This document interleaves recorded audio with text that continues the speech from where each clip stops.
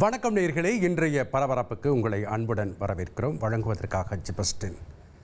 புதுச்சேரியில் சுண்ணாம்பாறு பாலத்தில் பேருந்தை கார் முந்த முற்பட்ட போது எதிரே வந்த இருசக்கர வாகனம் மீது மோதி ஒருவர் ஆற்றில் தூக்கி வீசப்பட்ட காட்சி பதைக்க வைத்துள்ளது.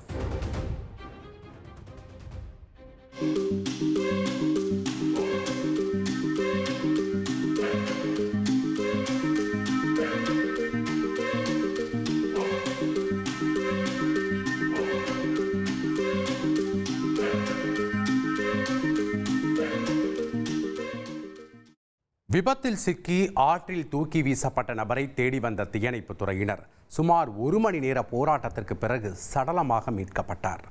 விபத்தில் சிக்கி பெண் ஒருவர் காயமடைந்த நிலையில் விபத்தை ஏற்படுத்திய கார் ஓட்டுநர் பிரகாஷை போலீசார் கைது செய்து விசாரித்து வருகின்றனர்.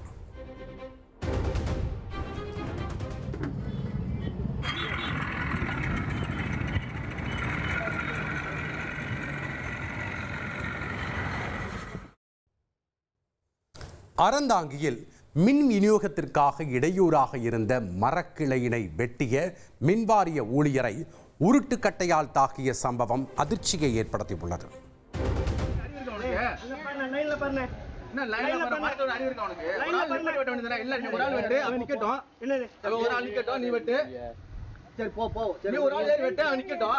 ரெண்டு பேர் ஏறி வெட்டிட்டே இருப்ப. இங்க பாரு என்ன போடுகிற, அங்க பாரு, நீ பாரு. அண்ணே மேல கை வைக்கிற வச்சுக்காதீங்கண்ணே.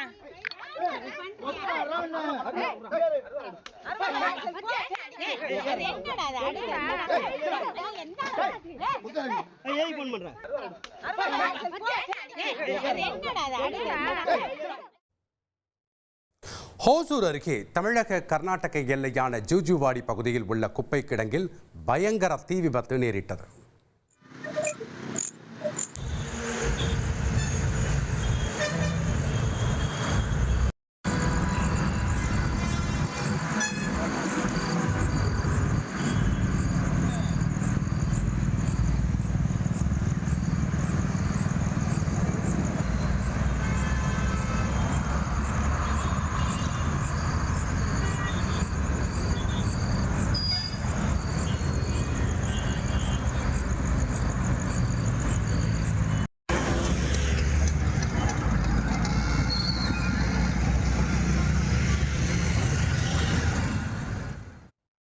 கேரள மாநிலம் தலப்பாடி அருகே ஆட்டோ மீது பேருந்து மோதிய விபத்தில் 6 பேர் உயிரிழந்தனர். நொடியில் நிகழ்ந்த துயர சம்பவத்தை பற்றி விவரிக்கிறது இந்த தொகுப்பு.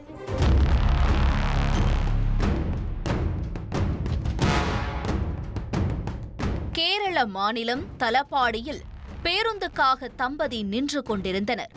அருகே ஆட்டோவில் 3 பெண்களுடன் ஒரு சிறுமி உட்கார்ந்திருந்தார். பள்ளிக்கூடத்தில் துள்ளி விளையாண்ட மகிழ்ச்சியுடன் வீட்டிற்கு செல்ல ஆட்டோவில் உற்சாக பயணத்தில் இருந்த சிறுமிக்கு தெரிந்திருக்காது தனக்கு இன்னும் சில நொடிகளில் மரணம் என்று. அடுத்த பயணிக்காக காத்திருந்த ஆட்டோ ஓட்டுநரும் அறிந்திருக்க மாட்டார் இனி யாரையும் ஏற்ற முடியாது என்று. கேரளாவிலிருந்து கர்நாடகா நோக்கி கர்நாடக மாநில அரசு பேருந்து பயணிகளுடன் வேகமாக சென்று கொண்டிருந்தது. கேரள கர்நாடக எல்லைப் பகுதியான தளப்பாடியில் செல்லும் போது திடீரென பேருந்து ஓட்டுநரின் கட்டுப்பாட்டை இழந்து பேருந்து நிறுத்தத்தில் உள்ள பயணிகள் நிழற்குடை மீது மோதியதோடு பின்னோக்கி சென்று பேருந்துக்காக காத்திருந்தவர்கள், ஆட்டோவில் பயணித்தவர்கள் என பலரின் மீது மோதியது.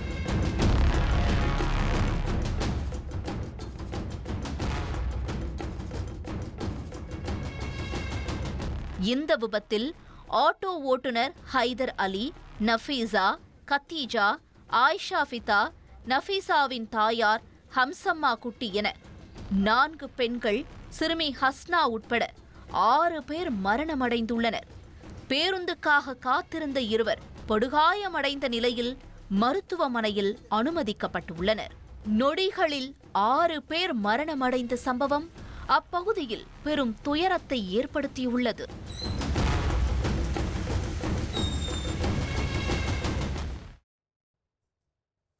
சத்தீஸ்கரில் குடும்பத்துடன் வசித்து வந்த தமிழர்கள் 4 பேர் உயிரிழந்த சம்பவம் அதிர்ச்சியை ஏற்படுத்தியுள்ளது. சத்தீஸ்கர் மழை வெள்ளத்தில் சிக்கி திருப்பத்தூர் மாவட்டத்தைச் சேர்ந்த கணவன், மனைவி மற்றும் குழந்தைகள் உட்பட 4 பேர் பரிதாபமாக உயிரிழந்துள்ளனர்.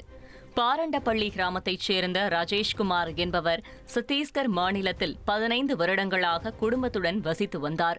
இந்நிலையில் சத்தீஸ்கரிலிருந்து சொந்த ஊர் திரும்பிய போது எதிர்பாராத விதமாக டர்பந்தனா என்ற இடத்தில் மழை வெள்ளத்தில் அவர்கள் வந்த கார் அடித்து செல்லப்பட்டது. இதில் 4 பேரும் உயிரிழந்த நிலையில் அவர்களது உடல்களை சொந்த ஊருக்கு கொண்டுவர நடவடிக்கை எடுக்கப்பட்டுள்ளது. காலையில பேசுறானா அவங்க ஊத்தங்கரையா? ஆமா விஜயா பவித்ரா அவங்க அம்மா. அம்மா சரி சரி. நான் மக ராஜேஷ் தான் அம்மா. நான் மகன் என் மகன் மருமக அப்படி பண்ணிட்டாங்களே. அதெல்லாம் எப்படி விழுந்துச்சோ என்னன்னு தெரியல. அப்ப பேசிக்கிறாங்க நேற்று காலையில 7 மணிக்கு திங்கக்கிழமை மத்தியானம் 2 மணிக்கெல்லாம் ராய்ப்பூர்ல இருந்து ஜெகதல்பூர் வந்துட்டாங்க. ஜெகதல்பூர்ல தங்கி 7 மணிக்கு வந்து நின்று என் பேத்தி போன 7:30 பண்ணிட்டா காத்தால. நேற்று செவ்வாய்க்கிழமை காத்தால திருப்பி 11 மணிக்கு பண்ணேன். பிள்ளைங்களுக்கு எதனா வாங்கி கொடுத்தங்களோ என்ன அவனு பண்ண சுச்சா பிள்ளைந்துச்சு என் மகளுது. அவனுக்கு பண்ணல, அவனுக்கு ஏதாவது மாசம் ஆயிட்டுமே. கல்வி கற்க வேண்டிய வயதில் 5 மாத கருவை சுமந்த சிறுமி ஒருவர் பெற்றோரின் கௌரவத்திற்காக பரிதாபமாக உயிரிழந்த சம்பவம் நெஞ்சை கணக்கச் செய்துள்ளது. திருவள்ளூர் அருகே நடந்த இந்த சம்பவத்தின் பின்னணியை சுருக்கமாக விவரிக்கிறது இந்த தொகுப்பு. திருவள்ளூரைச் சேர்ந்த 17 வயது சிறுமி ஒருவர் நர்சிங் கல்வி பயின்று கொண்டிருந்தார். அவரது பெற்றோர் அன்றாடங்காய்ச்சியாய் இருந்த போதும் மகளின் எதிர்காலத்திற்காக தங்களின் வறுமையை பொருட்படுத்தாமல் அவரை நர்சிங் கல்லூரிக்கு அனுப்பினர். ஆனால் சிறுமியோ அதே ஊரைச் சேர்ந்த 17 வயது சிறுவனுடன் காதல் வயப்பட்டார். காதல் கண்ணை மறைக்க சிறுவனும் சிறுமியும் குடும்ப வாழ்க்கையில் இணைய முடிவு செய்து பெற்றோருக்கு தெரியாமல் வீட்டிலிருந்து வெளியேறினர். அதிர்ச்சியான பெற்றோர் உடனே தன் மகள் காணாமல் போய்விட்டதாக காவல் நிலையத்தில் புகார் அளித்தனர். சில மாதங்கள் கழித்து சிறுவனும் சிறுமியும் இருக்கும் இடம் தெரிந்து இருவரையும் அடித்து இழுத்து வந்தனர். பின்னர் சிறுமியை மருத்துவமனை அழைத்துச் சென்ற போது அவர் கர்ப்பிணியாக இருப்பதாக மருத்துவர்கள் கூற பெற்றோர் நிலை குலைந்தனர். வெளியில் தெரிந்தால் சிறுமியின் எதிர்காலமும் தங்களின் கௌரவமும் பாதிக்கும் என பயந்த பெற்றோர் ஆந்திரா அழைத்துச் சென்று அங்கிருக்கும் தனியார் மருத்துவமனையில் கருக்கலைப்பு செய்தனர். பின்னர் வீட்டிற்கு அழைத்து வரப்பட்ட சிறுமியின் உடல்நலம் குன்றி அடுத்தடுத்து 2 அரசு மருத்துவமனையில் சிகிச்சைக்காக அனுமதிக்கப்பட்டார். ஆனால் சிறுமியின் உடல் தொடர்ந்து நலிவடைந்து 14 நாள் சிகிச்சைக்கு பின்னர் உயிரிழந்தார். இந்த சம்பவத்தில் போலீசார் வழக்கு பதிவு செய்த நிலையில் ஆந்திர மாநில தனியார் மருத்துவமனை நர்ஸை கைது செய்தனர். மேலும் இந்த விவகாரத்தில் வழக்கு பதிவு செய்து தீவிர விசாரணை மேற்கொண்டு வருகின்றனர். யுக்ரைன் தலைநகர் கியேவ் மீது ரஷ்யா தாக்குதல் நடத்திய காட்சிகள் அதிர்ச்சியை ஏற்படுத்தியுள்ளது.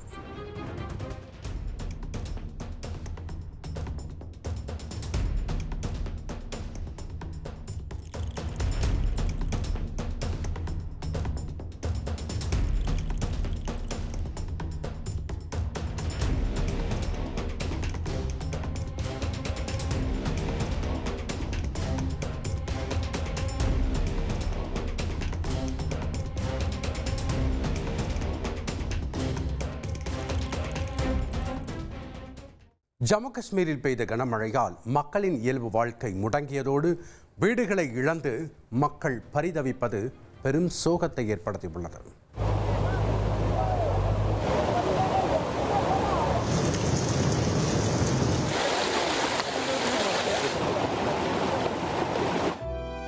தங்க வீடு இல்லை, சாப்பிடுவதற்கு போதிய உணவு இல்லை, அத்தியாவசியத்திற்கு கடைகளும் இல்லை. இப்படி ஆதரவுக்கு யாருமின்றி எப்படி வாழப்போகிறோம் என்று பரிதவிக்கும் உள்ளங்கள்தான் நாம் பார்த்து கொண்டிருப்பவை.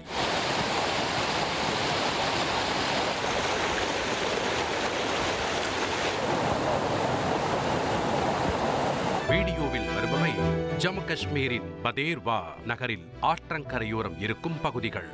கடந்த சில நாட்களாக பெய்து வரும் தொடர் மழையால் ஆறுகளில் காட்டாற்று வெள்ளம் ஏற்பட்டு தாழ்வான பகுதிகள் எல்லாம் உருக்குலைந்து விட்டன.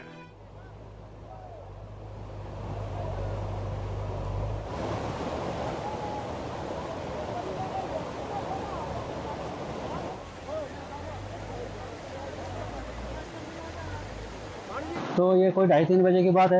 நைட்டு 2:30-3 மணி இருக்கும். திடீர்னு பயங்கர சத்தம், மேக வெடிப்பு மாதிரி இருந்துச்சு. என்ன ஆச்சுன்னு பதறி அடிச்சுட்டே வெளியில் வந்து பார்த்தா ஆறு ஃபுல்லாக கட்டட கழிவுகளாக ஓடிட்டு இருந்தது. அடுத்த சில நிமிஷத்தில் என் வீடும் போயிடுச்சு. உசுறு பொழைச்சா போதும்னு அங்கிருந்து நான் ஓடிட்டேன்.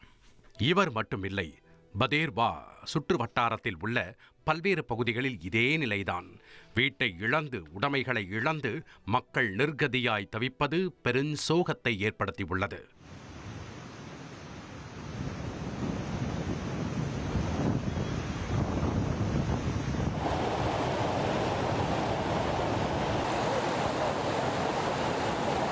हमें घर चाहिए बैठने के लिए. अब எங்களுக்கு வீடு வேணும். மத்தவங்க வீட்ல வாழ விருப்பம் இல்ல. 2 நாளா வேற ஒருத்தர் வீட்ல தான் இருக்கும். இன்னும் எவ்வளோ நாள் அவங்க எங்களை தங்க வைப்பாங்கன்னு தெரியல. நாங்க எங்க போறது, எங்க தங்குறது, துணிமணியை தவிர எங்ககிட்ட வேற ஒண்ணுமே இல்ல. டவீன், செனாப், ஜலம், பசந்தர்னு பல ஆறுகளில் வெள்ளம் ஏற்பட்டதால் தாழ்வான பகுதியில் பல இடங்களில் வெள்ளப்பெருக்கு ஏற்பட்டு மக்கள் கடுமையாக பாதிக்கப்பட்டுள்ளனர். பாலங்களும் சேதமடைந்துள்ளதால் போக்குவரத்தும் கடுமையாக பாதிக்கப்பட்டுள்ளது.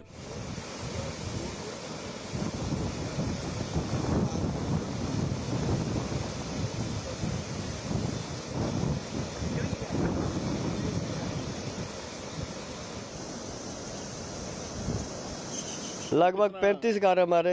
பாலத்து பக்கத்தில் மட்டும் 35 வீடுகள், கடைகள் என எல்லாமே முற்றிலும் ஆட்டோட அடிச்சுட்டு போயிடுச்சு. பலரோட கார்கள் எல்லாம் சேதமாயிடுச்சு. இப்படி பரிதாப நிலையில் தவிக்கும் மக்களை மீட்டு மத்திய மற்றும் ஜம்மு காஷ்மீர் அரசுகள் போதிய உதவிகள் வழங்க வேண்டும் என்பதே அங்கிருக்கும் மக்களின் கண்ணீர் கோரிக்கை. காரைக்காலில் தனியார் பேருந்து காரை முந்த முயன்ற போது எதிரே நின்றிருந்த லாரி மீது மோதி விபத்திற்குள்ளானதில் 20க்கும் மேற்பட்டோர் காயமடைந்தனர்.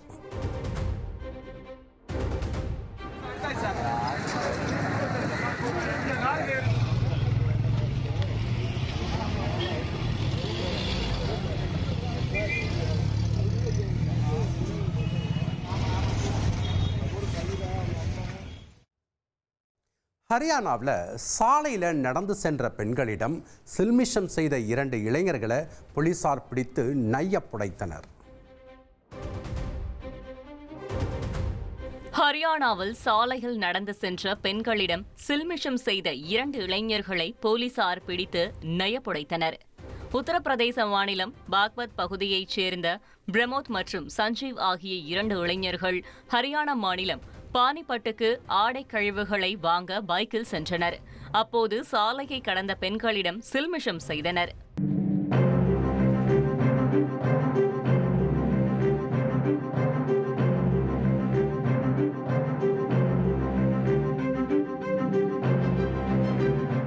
இதைத் தொடர்ந்து சம்பந்தப்பட்ட இருவரையும் போலீசார் கைது செய்து தங்கள் பாணியில் விசாரித்தனர். பின்னர் இருவரும் நடக்க முடியாமல் நடந்து சென்ற காட்சிகளையும் பகிர்ந்துள்ளனர்.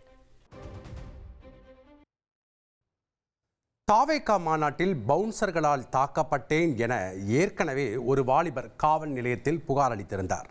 ஆனால் அது பொய் புகார், தாக்கப்பட்டது நான் தான் என மற்றொரு வாலிபரும் தற்போது ஆதாரத்தோடு வீடியோக்களை வெளியிட்டு வருகிறார். உண்மையில் நடப்பது என்ன? தாவேகாவின் 2வது மாநில மாநாட்டில் பவுன்சர்கள் ஒரு வாலிபரை தலைகீழாக தூக்கி எறிந்த காட்சி சமூக வலைதளத்தில் வைரலாக பகிரப்பட்டு பெரும் அதிர்ச்சியை ஏற்படுத்தியது. இந்நிலையில் அந்த வீடியோவில் இருப்பது நான் தான்.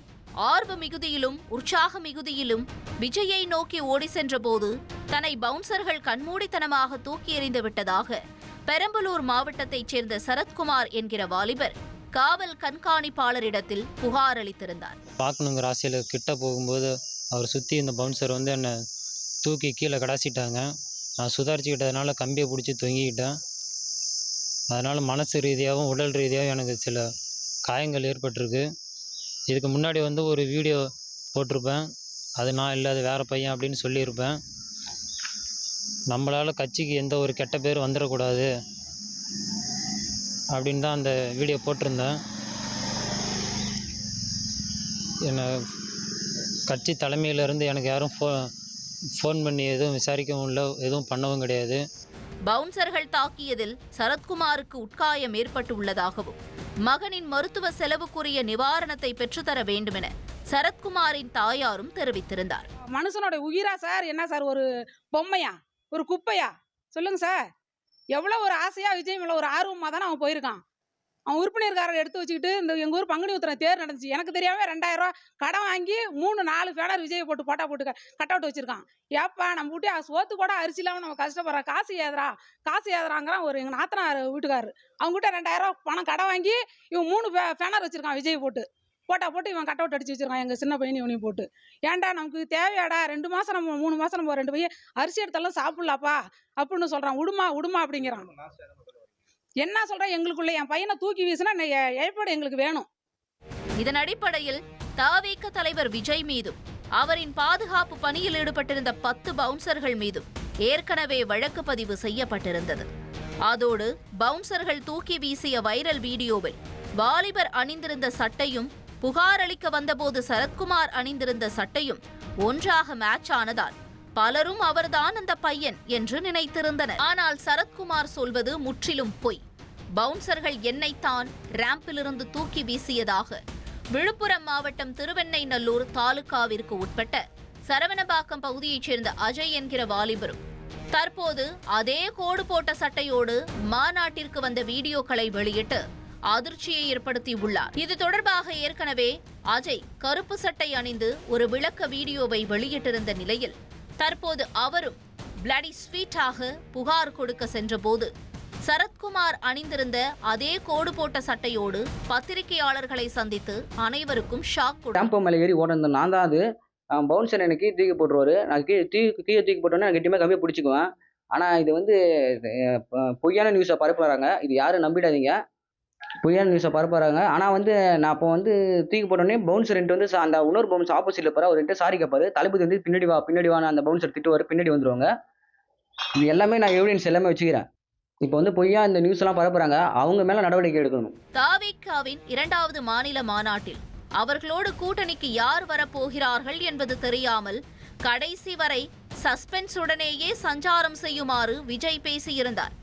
ஆனால் அதையெல்லாம் விட பவுன்சர்களால் தாக்கப்பட்டது யார், சரத்குமாரா அல்லது அஜயா என்பதுதான் தற்போது பெரும் சஸ்பென்ஸ் நிறைந்த பேசுபொருளாக மாறியுள்ளது. ஏற்கனவே சரத்குமார் முன்னுக்கு பின் முரணான தகவல்களை தெரிவித்து வரும் போதிலும் புகார் கொடுத்ததும் வழக்கு பதிவு செய்த காவல்துறை அதனை தற்போது மதுரைக்கு மாற்றியுள்ளனர்.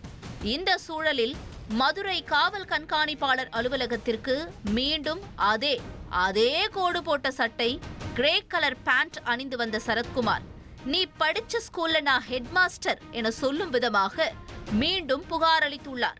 காவல் கண்காணிப்பாளரிடம் புகார் அளித்த பிறகு தயங்கியபடி பத்திரிகையாளர்களை சந்தித்த சரத்குமார் தவிக தொண்டர்களிடமிருந்தும் மர்ம நபர்களிடமிருந்தும் தொடர்ச்சியாக தனக்கு மிரட்டல் வருவதாக பயத்தோடு தெரிவித்துள்ளார்.